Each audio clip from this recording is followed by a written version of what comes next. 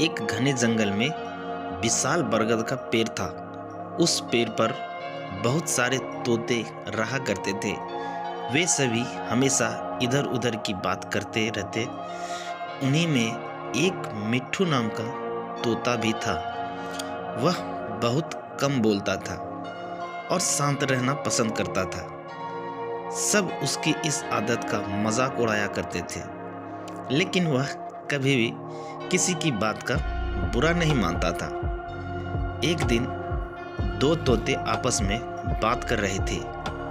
पहला तोता बोला, मुझे एक बार बहुत अच्छा आम मिला था। मैंने पूरे दिन उसे बड़े चाव से खाया। इस पर दूसरे तोते ने जवाब दिया, मुझे भी एक दिन आम का फल मिला था। मैंने भी उसे बड़े चाव से खाया था। वहीं मिट्ठू तोता चुपचाप बैठा था। तब तोते के मुखिया ने उसे देखते हुए कहा, अरे हम तोता का तो काम ही होता है बात करना, तुम क्यों चुपचाप रहते हो?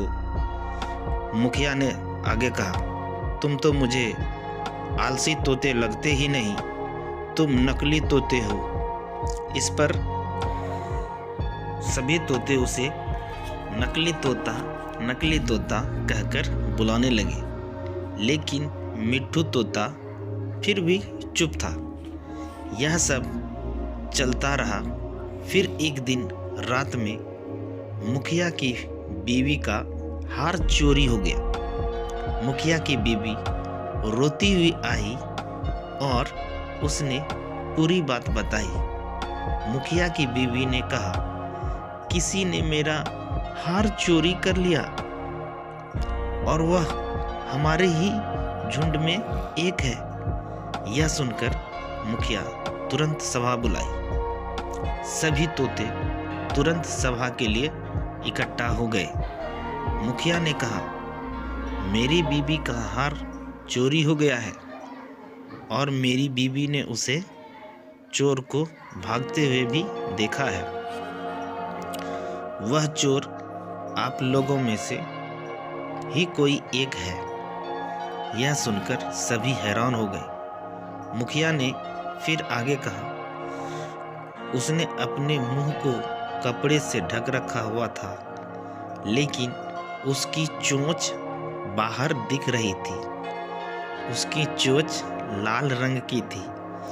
अब पूरे झुंड की निगाह मिट्ठू तोते और हीरू नाम के एक दूसरे तोते पर थी, क्योंकि झुंड में केवल इन्हीं दोनों की चोंच लाल थी। यह सुनकर सभी मुखिया से चोर का पता लगाने के लिए बोलने लगे,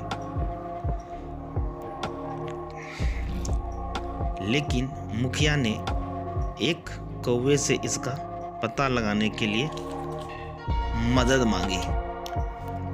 कौवे ने लाल चोंच वाले हीरू और मिट्ठू तोते को सामने बुलाया। कौवे ने दोनों तोते से पूछा कि तुम दोनों चोरी के समय कहाँ थे? इस पर हीरू तोता जोर जोर से बोलने लगा, मैं उस दिन बहुत थक गया था, इसीलिए खाना खाकर मैं उस रात जल्दी सोने के लिए चला गया था। वहीं मिट्ठू तोते ने बहुत धीमी आवाज में जवाब दिया। उसने कहा, मैं उस रात सो रहा था। इस बात को सुनकर कौवा ने फिर पूछा, तुम दोनों अपनी बात साबित करने के लिए क्या कर सकते हो? इस पर हीरू तोता फिर बड़ी तेज आवाज में बोला, मैं उस रात सो रहा था। मेरे बारे में सब जानते हैं। ये चोरी मिट्ठू ने की होगी, इसीलिए वह इतना शांत होकर खड़ा है। मिट्ठू तोता चुपचाप खड़ा हुआ था। सभा में मौजूद सभी तोते चुपचाप यह सब देख रहा था। मिट्ठू तोता फिर धीमी आवाज में बोला, मैंने यह चोरी नहीं की है। इस बात को सुनकर कौवा मुस्कुराकर बोला, चोर का पता चल गया है। मुखिया के साथ साथ सब लोग हैरानी से कौवे की ओर देखने लगे। कौवा ने बताया कि चोरी हीरू तोता ने ही की है। इस पर मुखिया ने पूछा, आप यह कैसे कह सकते हैं? कौवे ने मुस्कुराकर कहा, हीरू तोता जोर जोर से बोलकर अपने झूठ को सच साबित करने में लगा था, जबकि मिट्ठू तोता जानता है कि वह सच बोल रहा है, इसीलिए वो अपनी बात आराम से कह रहा था। कौवे ने आगे कहा, वैसे भी हीरू तोता बहुत बोलता है, उसकी बात पर भरोसा नहीं किया जा सकता है। इसके बाद हीरू ने अपना जुर्म कबूल कर लिया और सभी से माफ़ी मांगी।